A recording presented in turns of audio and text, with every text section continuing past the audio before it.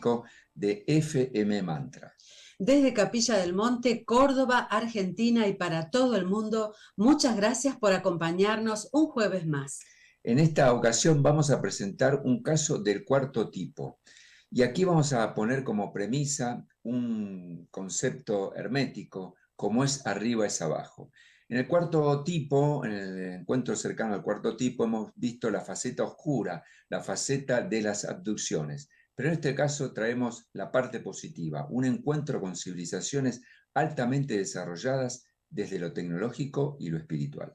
Así es, Fernando, estos temas que nos apasionan, que más de fenómeno hablamos de la realidad ovni. Así los describía nuestro invitado del día de hoy en el recuerdo y en honor a su memoria, el ingeniero Castillo, Enrique Castillo Rincón. Él hablaba de que no se debe decir fenómeno ovni, sino realidad ovni, porque él creía fehacientemente en que ellos estaban entre nosotros, que ya hemos sido contactados, y de eso se trata el programa de hoy, de contar la experiencia que él tuvo de primera mano en estos encuentros del tercer y cuarto tipo. En este encuentro plantea un nuevo paradigma para la humanidad, donde la relación que tuvo con estas civilizaciones avanzadas, y hablo de civilizaciones porque uno a lo mejor lo recuerda por los pleyadianos, pero también estuvo en contacto con los andromedanos, entregaron nuevos paradigmas para nosotros, para esta civilización en relación con nuestro planeta y con otras civilizaciones a conocer a futuro. Bueno, les vamos a contar hoy muy resumido la historia del contacto que ha tenido el ingeniero electrónico y en comunicaciones, de la mano de su hija, Dayani. Ella va a contarnos a través de muchas entrevistas que da a los medios, a los canales de YouTube. Hemos sacado esta información del canal Cosmovisión, Viaje a las Estrellas, a quienes agradecemos mucho, porque a partir de esa entrevista tenemos en claro algunos detalles que, bueno, yo en particular no había escuchado anteriormente. Y bueno, Dayani Castillo, una de los 13 hijos que tuvo el ingeniero, cuenta qué le sucedió a su papá. Bueno, esta historia comienza en el año 1963. Siempre digo que hay que ponernos en contexto político y geopolítico. Plena Guerra Fría, había asumido John Fitzgerald Kennedy y era una celebridad para todo el mundo occidental. En ese contexto viaja a Costa Rica y allí empieza a iniciarse esta historia que tiene como protagonista a Enrique Rincón. Así que Claudia, contanos cómo se inició esto en el año 1963. Bueno, en el 63 él era de Costa Rica, nació en Costa Rica, pero luego su vida va a transcurrir en Colombia, ¿no? Por eso algunos se confunden. Hay tres países que en esta historia van a resonar: Costa Rica, Colombia y también Venezuela. Pero bueno, empecemos por el principio. En el 63 él está trabajando en Costa Rica, justo coincide con la visita del presidente Kennedy y había, por supuesto, todo un dispositivo de seguridad y demás. Empieza a fallar el suministro eléctrico, empieza a irse la luz, se iba y venía en todo el país. Entonces, bueno, Enrique Castillo Rincón junto con su equipo lo envían hasta donde están las torres de alta tensión a ver qué era lo que sucedía. Él se dirige a las inmediaciones del volcán Irazú, este volcán tan famoso allí en Costa Rica, y mientras están haciendo trabajos de mantenimiento de la red eléctrica, ocurre un evento extraordinario. Ellos logran ver discos voladores que salen e ingresan de este volcán Irazú. No lo ve solo él, sino todo su equipo de trabajo, lo cual los deja realmente muy asombrados. Y a partir de allí empieza a haber una bisagra en la vida de Enrique Rincón, porque empieza a interesarse de a poco por en aquel momento el fenómeno ovni, empieza a bucear, a investigar, más allá de su profesión religiosa, que era mormón, pero buscaba algo más, quería saber el porqué de lo que le había pasado. Sí, quiero destacar un detalle de ese primer avistamiento, ese primer encuentro cercano que va a tener él, del tercer tipo. ¿Cómo eran esos discos voladores allí en el volcán Irazú? Él los va a recordar de color anaranjado, ¿sí? Bueno, podríamos relacionarlo con estos objetos voladores cuando van tomando el estado plasmático, Claro. exactamente, ¿no? Y además, un detalle, él dice que uno de esos discos voladores se acerca más al grupo de ingenieros que estaban ahí trabajando, y digamos que desplaza una especie de visor o de telescopio, algo así nos dice su hija, y con eso es como que tienen una visión, digamos, estos extraterrestres más cercana de ese grupo humano. Él lo destaca específicamente, como que observaban muy de cerca lo que estaban haciendo allí. Nosotros especulamos que tal vez fue el primer encuentro de estos extraterrestres, no con todo el grupo, sino precisamente con él, que lo eligieron al ingeniero Enrique Castillo Rincón a partir de ese año, 1963. La historia continúa y hay un encuentro realmente determinante en la historia de Enrique Rincón con un personaje que él suponía que era de origen europeo, preferentemente suizo, pero que en realidad, a vistas en el tiempo, nosotros entendemos que lo estuvo estudiando a Enrique Rincón para ver si daba las condiciones óptimas para ser el depositario del legado que iban a entregarle a la humanidad. Así es, bueno, esto ocurre, ese es un evento realmente de características inesperadas, podríamos decir. ¿Cómo se presentan estos extraterrestres? Porque uno podría decir, bueno, vienen en la nave, descienden, tienen un traje especial. No, en este caso, en este encuentro, el extraterrestre se va a mimetizar con la población humana. El evento ocurre en Caracas, Venezuela. El ingeniero estaba en un día de descanso y decide ir al cine a ver una película de ciencia ficción que a él le encantaban. El título Barbarella corría el año 1969. En la fila del cine Canaima se acerca un joven de unos 35 años, alto, rubio, de muy buenos modales, y en perfecto español le dice al ingeniero si por favor podía sacarle un boleto, que él también quería entrar a ver la película, y si estaba solo, si podían ingresar juntos. El ingeniero muy amablemente le saca también su entrada e ingresan juntos al cine a ver esa película. Se va a presentar como Cyril Weiss y le va a decir que es de origen suizo, pero que está por América por motivos laborales. Allí empieza a entablarse una relación cada vez más profunda, donde los únicos que participaban de esta relación eran Enrique Rincón y este amigo suizo, supuesto amigo suizo. No frecuentaba otros grupos sociales, es decir, la única relación era con Enrique Rincón, y siempre en la casa de él se reunían a, sobre todo, conocer cómo era, digamos, el entorno de Enrique Rincón, y disfrutaba de la música clásica, disfrutaba de la lectura de las cartas que le enviaba la madre Enrique Rincón a él en Caracas, y también de comer bananas. Era lo único que le aceptaba como alimento que le ofrecía Enrique Rincón. Sí, esto lo recordaba siempre el ingeniero. Ya no vive, no está en este plano, partió en el 2013, pero su hija recuerda esto especialmente, ¿no? Mi padre destacaba que nunca quería consumir ninguna clase de alimento, solamente bananas, plátanos, ¿no? El plátano creo que es el habanero, Sí. ¿no? El que está allí en esa zona de América del Sur. Y bueno, eso lo destacaba, junto con el gusto por la música clásica también. Ellos hablaban mucho acerca del planeta, acerca de Dios, de la existencia de un Dios creador, y siempre Cyril le preguntaba a Enrique si creía en Dios, cómo era para el Dios. Lo iba como estudiando, como quien dice, para ir conociéndolo cada vez más. Recordemos que en esa época Enrique Castillo Rincón profesaba la religión mormona, era mormón. Un día lo invita a la iglesia mormona, va junto con Cyril, y justo en esa asamblea se presenta un hombre de raza negra que quiere integrar la iglesia y les es negado el permiso para pertenecer a la comunidad porque era negro.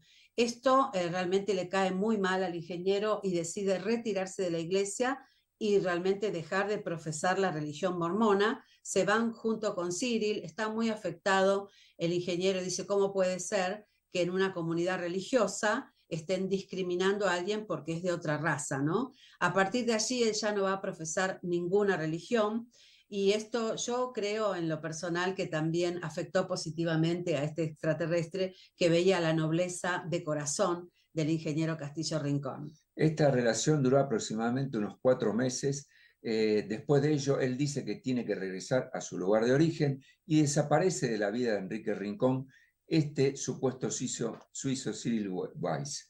Así que el tiempo transcurre, él continúa con su actividad laboral y lo envían a Colombia, a la ciudad de Bogotá, a hacer unos trabajos. Sí, Sí, sí. contanos. Allí pasan 10 años, Fernando, Ujú. porque recordemos, desde el primer evento en 1963, con las naves, con los objetos voladores en el volcán Irazú, en Costa Rica, 10 años después, en 1973, ya estando en Colombia, él va a tener una comunicación telefónica de una mexicana que dice ser contactada, ella se llamaba Karenka, y lo llama por teléfono, dice, estoy aquí en Bogotá y quiero contactarme con usted, conocerlo, porque tengo un mensaje de los extraterrestres. Usted tiene que tener una preparación para luego tener un encuentro cercano, bueno, con estos seres, ¿no? Con lo cual, de alguna manera, el ingeniero, como en todos esos años ya había estado investigando el tema OVNI, como que le hacía ruido a aquel evento del 63, no le resultó para nada extraño que Esta esta comunicación, mujer se comunicara con él y claro. empieza a frecuentarla, ella le empieza a enseñar a meditar, a la alineación de los chakras, esta comunicación con el mundo espiritual. Y allí, en ese proceso de iniciación en la meditación, va recibiendo información. De acuerdo a lo registrado, a lo reportado por Enrique Rincón, él empieza a tener contacto con andromedanos, que lo define como una civilización de las más desarrolladas desde el punto de vista espiritual, y que posteriormente empezó a tener contacto telepático con pleyadianos que estarían en un estadio intermedio, mucho más cerca de nuestra evolución que los andromedanos, y que servirían de puente para nosotros poder ir ascendiendo en ese estado espiritual que ya otras civilizaciones en este universo están viviendo, ¿no? Con el cual están viviendo. Tal es así que él recibe una comunicación telepática, en su mente empieza a ver en forma de holograma una imagen en una laguna, la laguna que después la vamos a nombrar, donde había un árbol con determinadas raíces, y allí él, de acuerdo al mensaje, iba a recibir una señal que iba a hacer la confirmación que había una predisposición para el contacto del tercero y cuarto tipo. Sí, en Sí. realidad esta visión, como vos bien decís, ¿no es cierto?, del tipo holográfica, sucede durante una meditación. En más de una oportunidad van a escucharnos hablar de esto, está muy relacionado con los contactados, el tema espiritual, no religioso, sino la conexión espiritual con uno mismo, con la fuente, a través de la respiración, ¿no es cierto?, y de introducirnos en este estado meditativo. Esto va a ser una característica o un patrón de comportamiento en muchos contactados. Y el punto de inflexión sucede el 3 de noviembre de 1973 en la laguna de Guatavita. A medianoche le hacen presentarse a Enrique Rincón, tratando de buscar este árbol que le iba a dar este elemento que iba a señalizar el comienzo de este contacto. Previo a eso, para pasar desapercibido, se fue vestido como un paisano de la zona, con sombrero, con camisa y botas y pantalón de algodón, y llega hasta el lugar, lo encuentra, lo ubica, y a sus pies se encuentra, a los pies, en las raíces de este árbol, una esfera perforada que le llama la atención. Levanta esta esfera y al tomarla en sus manos empieza a tomar temperatura y empieza a emanar una luz azul. Suponemos que fue la señal para estos pleyadianos de que ya estaba Enrique Rincón en el lugar. Al ver esta expresión de la esfera, Enrique Rincón la suelta, pero entiende que era la señal que necesitaba para poder confirmar el contacto. La vuelve a tomar y cuando levanta su cabeza ve sobre la copa de los árboles dos naves en forma de disco, de las cuales escurría agua, entonces presupone que salieron de la laguna de Guanavita. Claro que sí, ahí se produce el encuentro cercano del tercer tipo, ¿no? Cuando las naves, los objetos voladores no identificados a menos de 100 metros de él, bueno, estaba absolutamente anonadado, asombrado de lo que estaba viendo, su corazón latía muy fuerte, imagínense, en medio de la noche, de la oscuridad, él solo, porque fue sin ningún acompañante, en presencia de estos dos objetos de gran tamaño. Bueno, ve que se abren las compuertas, llega a ver a unos seres altos, rubios, de características nórdicas, y le hablan telepáticamente, le dicen que se tranquilice, tranquilízate Enrique, no te vamos a hacer daño. Enrique seguía muy nervioso, su corazón latía muy fuerte y entonces esta voz le dice a su cabeza, si no estás preparado, lo dejaremos para otro día, no te preocupes, pero el encuentro debe realizarse porque es muy importante para el futuro de la humanidad. Entonces Enrique accede y dice, sigamos adelante, y allí es donde el comandante de esta nave le indica que se quede quieto, que uno de los ovnis va a acercarse hasta donde está él para subirlo a la nave. Y de esa manera, a través de un rayo tractor que conocemos o lo definimos así en ufología, es ascendido por un tubo de luz que él, en su curiosidad de ingeniero, trata de especificar de qué se trata. Iba con los brazos pegados al cuerpo, extiende una mano y entiende que es un tubo sólido, llegando a la estancia donde ya los estaban esperando los supuestos pleyadianos. Bueno, allí ve a la tripulación, se imaginan ustedes, pero antes de esto, antes de ver a la tripulación, hay un evento también muy interesante. Hay una voz que le indica que tiene que sacarse toda la ropa. Él no quería hacerlo porque iba a quedar desnudo, esto le causaba muchísima vergüenza. Como le insisten y le insisten, él termina accediendo, se saca el sombrero, la ruana, los pantalones, queda en ropa interior y empieza a salir de los costados de esa habitación donde él estaba una especie de humo de color grisáceo con un olor muy fuerte a lima limón. Él en ese momento se asusta y piensa o se acuerda de las cámaras de gas de los nazis y piensa que lo van a matar. La voz le dice nuevamente, quédate tranquilo, Enrique, no te haremos daño. Inmediatamente el humo se retira y le indican que vuelva a vestirse. Allí entonces aparece la tripulación. Y en esa estancia se acerca un tercer tripulante que le dice, bienvenido Enrique, yo soy Cyril Weiss. Y él no entiende y le dice, mucho gusto, yo soy Enrique Rincón. Le vuelve a insistir, Enrique, yo soy Cyril Weiss. Y yo soy Enrique Rincón. Y por tercera vez le vuelve a decir, yo soy Cyril Weiss.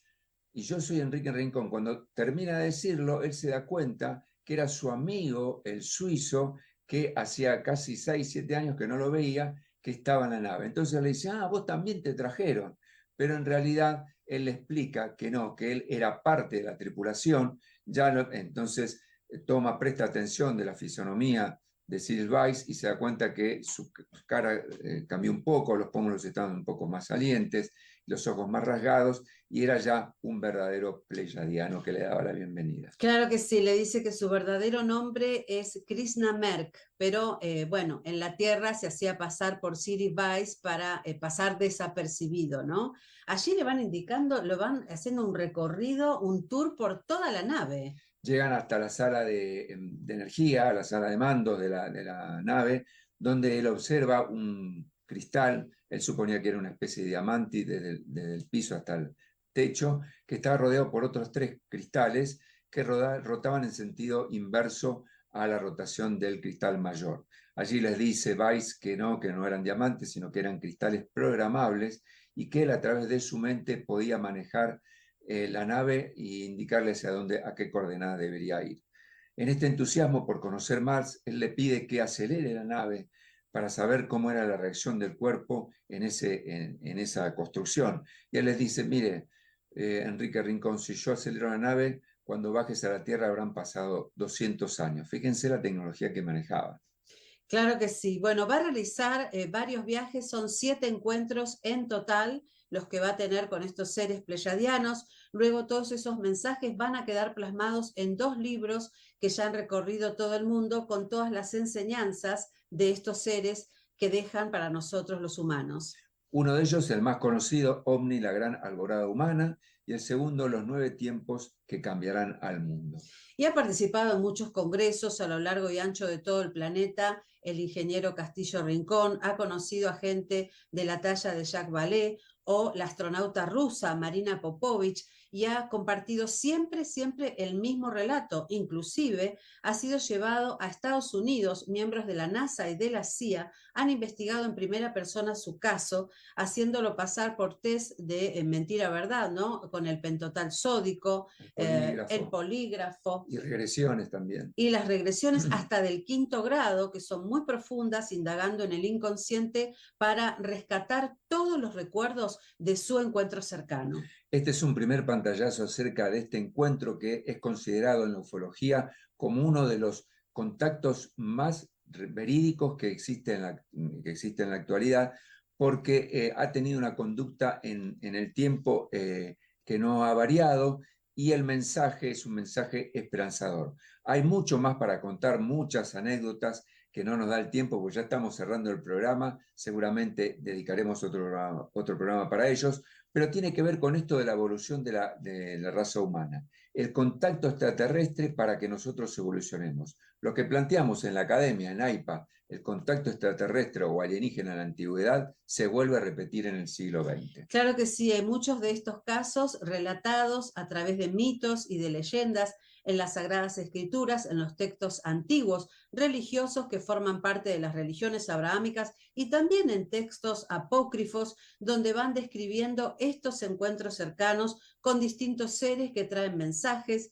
que traen distintas tareas y que se relacionan con el humano. En el caso del ingeniero Castillo Rincón, su familia, quienes aún lo recuerdan y van custodiando de alguna manera su legado, han hecho un petitorio a los Estados Unidos para que se desclasifique la historia de él, porque hay un legajo. Él entró, ¿no es cierto?, en el despacho de la CIA y de la NASA para hacer todos estos estudios. Exacto. Y al día de hoy todavía no tienen respuesta, van a tener que tomar acciones judiciales para que puedan desclasificar qué fue lo que investigaron en su padre y a qué conclusiones llegaron. Antes de despedirnos, les recomiendo el libro OVNI, la gran alborada humana, una visión diferente de la existencia del hombre.